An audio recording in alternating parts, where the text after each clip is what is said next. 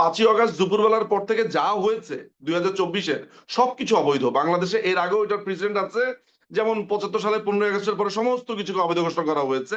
হ্যাঁ, এটা ঠিক যে সেই সময় বিচারপতিরা পলিসি রিজনে, যেমন কারো যদি এখন বিয়ে হয় 2024-এর পরে, ওই বিয়ে তো আর ভবিষ্যতে বাতিল করা যাবে না, কিন্তু এইটাকে বলে হচ্ছে যে আম, আহ, সি- মানে এক ধরনের টোকেন, এক ধরনের সিম্বল, যে এই শাসনভারটাকে অবৈধ ঘোষণা করা, যেটা বাংলাদেশের আদালতে এটার প্রমাণ রয়েছে 5ম সংশোধনী। আপনি ভালো করে পড়ে দেখবেন।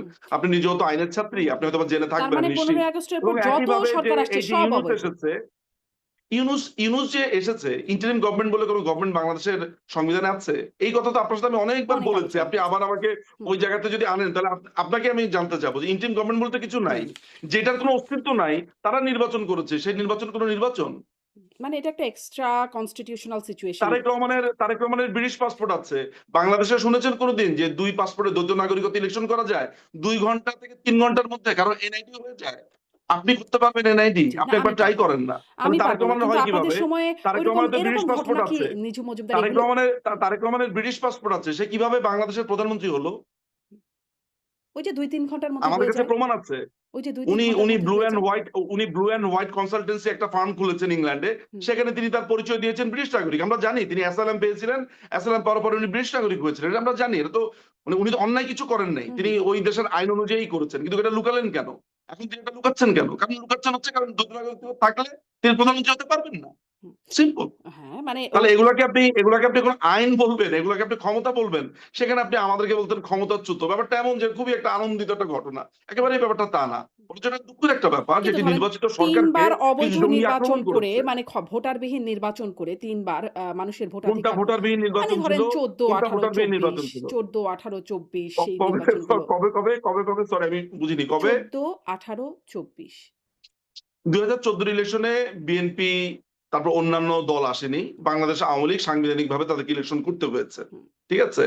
2018 ইলেকশনে ইলেকশন হয়েছে, যেটাকে আপনারা নানান ভাবে সমালোচনা করেন, দ্যাটস ফাইন। বাট আমার আন্ডারস্ট্যান্ডিং এর আগে আমি আলোচনা করেছি, এটিকে আমি খুবই ভালো একটা ইলেকশন মনে করেছি। এবং আমি নিজে সেই ইলেকশনে নানান ধরনের কেন্দ্রে গেছি, আমার কাছে ঠিক মনে হয়েছে। হুম, 2024 ইলেকশনে এর এর এরপরে আপনার আপনার যখন এরা বর্জন করেছে, আপনার বিএনপি আর অন্যান্য জাতীয় পার্টি তো না, বিএনপি এবং অন্যান্য যে দলগুলো আছে, যে জঙ্গি দলগুলো আছে, তারা এটা বর্জন করেছে। তাহলে 2026 ইলেকশন কি ইলেকশন ছিল, হুম, যদি আপনার কাছে ওই ইলেকশন গুলো খারাপ মনে হয়? হুম। আ বাংলাদেশের ২০২৬ এর ইলেকশনই সবচাইতে বড় এরকমভাবে খুব দলটি, দারুণ নির্বাচন আপনি আপনি আপনি যেভাবে আমাকে বলছেন। এটা বলেন, 1996 সালে ইলেকশন যে বিএনপি করেছে, সেটা কিসের ইলেকশন ছিল? আর 2026 ইলেকশন কি ছিল? 1986 ইলেকশন কি ছিল? 1988 ইলেকশন কি ছিল? বলেন না শুনি একটু আপনার কাছে। হুম, হুম। 1978 সালে ইলেকশন কি ছিল? না, আমাদের সব নির্বাচনই প্রশ্নবিদ্ধ। একদম প্রশ্নহীন কোনো নির্বাচন আমি অন্তত মনে করতে পারি না যে এই নির্বাচন নিয়ে কেউ প্রশ্ন বলেন করতে না তো, পারে। বলার সময় তো শুধু না, না, আপনি না। 14, 18 আর না 24 নিয়ে ১৪, বলেন। ১৮, ২৪ 26 নিয়ে বলি। বলেন একটু। ১৪, ১৮, ২৪ বলি কারণ ১৪, ছাব্বিশ ১৮, ছাব্বিশ ২৪ এ নিয়ে মানুষ বলেন ভোট না। দিতে আচ্ছা পারবে না। 26 নিয়ে বলেন। হ্যাঁ। 26 ইলেকশনটা কি হয়েছে? খুব না ভালো ইলেকশন হয়েছে। ২৬ এর নির্বাচন নিয়ে যখন আমি যারা নির্বাচন করে জয়ী আছেন বা যখন বিরোধী বলবেন দলে তখন, আছেন, এখন আপনি বলবেন, তাই তো? তাদেরকে আমি প্রশ্ন করি যে মানুষের যারা আওয়ামী সমর্থক ছিল তাদের অপশনটা গেল কোথায়? তারা কেন ভোট দিতে পারল না? এই প্রশ্নটা আমি তাদেরকেও করি ব্যারিস্টার নিঝুম শুধু মজুমদার। আওয়ামী সমর্থক কেন, বাংলাদেশ আওয়ামী লীগ যে ইলেকশনটা করতে পারলো না, সেটা নিয়ে আপনি সমালোচনা করছেন না তো? ওইটার কি কোনো ধরনের এখতিয়ার আছে বাংলাদেশ আওয়ামী লীগকে ব্যান করবার, আইন অ্যামেন্ড করবার? আপনি মানে আপনি কি জানেন আপনারাও যে করেছিলেন, আওয়ামী লীগও করেছিল। সন্ত্রাস এই বিরোধী প্রশ্ন আইনটাকে কিভাবে ব্যান করা হয়েছে হুম, আপনি জানেন? মানে সন্ত্রাস বিরোধী আইনের 18 ধারা আপনি যদি একটু পড়ে দেখেন, সেখানে কি নতুন করে অ্যামেন্ড করা হয়েছে। সরকার যদি মনে করে, মানে ও জাস্ট মনে করলেই হবে, হুম। আর মানে কিছু লাগবে না। মানে আওয়ামী এবং লীগও কাউকে যদি জামাতে অ্যাকিউজ ইসলামকে করা নিষিদ্ধ হয়, করেছে। এই সন্ত্রাস বিরোধী আইনেই নিষিদ্ধ করেছে। আওয়ামী লীগ জামাতে ইসলামকে নিষিদ্ধ করেছে অগাস্ট মাসে। সেটা কিসের আলোকে করেছে? সন্ত্রাস বিরোধী নির্বাহী আইনে। এখন তো আমাদের কাছে দিনের আলোর মতো পরিষ্কার। শিবির নিজেই বলছে যে এই পুরো মেইহেমটা তারা তৈরি করেছে। হুম, এখন তো মনে হয় না এটা নিয়ে আপনার কোনো অত্যুক্তি থাকার কথা, যে এত বড় মেইহেম যারা তৈরি করে, এত বড় ঘটনা যারা ঘটায়, সবচেয়ে বড় ভাবে তাদের নিবন্ধন তো বাতিল হচ্ছে হাইকোর্টে। হুম, কোর্টে আপনি সেই রায়টা পড়ে দেখেন, তা ব্যারিস্টার তানিয়া আমি সেই লয়ার ছিলেন। হুম। আপনি দেখেন সেখানে, ওটা তো তাদের নিবন্ধন আপনাকে ওই বাতিল রায়টা তো হয়েছিল। পড়তে হবে। বাংলাদেশ আওয়ামী লীগ কোন নির্বাহী আদেশে এত বছর ধরে তাদের উপরে প্রেশার ছিল।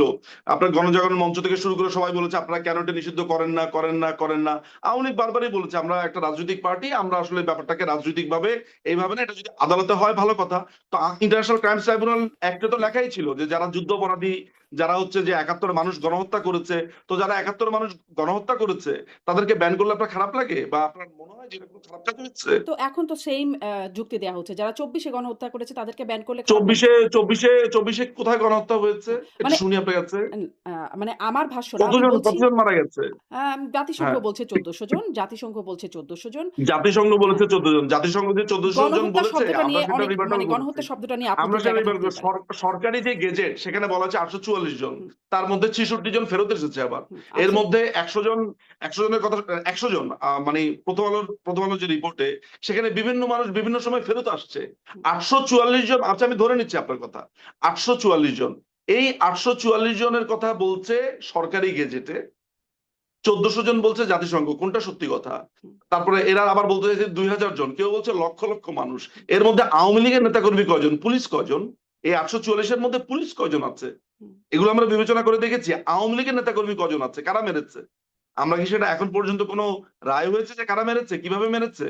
আমরা তো প্রতিদিন, দেখেন শারমিন আপা, যদি আমরা ধরেন কথা বলতাম ৫ই অগাস্টের পরে, আমি আপনার এই কথাটাকে একটাই বলতাম যে এমন একটা ঘটনা ঘটেছে হঠাৎ করে। কিন্তু এই ২ বছর পরে আমরা কত ভিডিও দেখেছি। তারা বলছে যে আগুনে পোড়াইছি আমরা। ওই যে দাঁড়িয়ালা একটা লোক বারবার খুব গর্ব করে বলছে।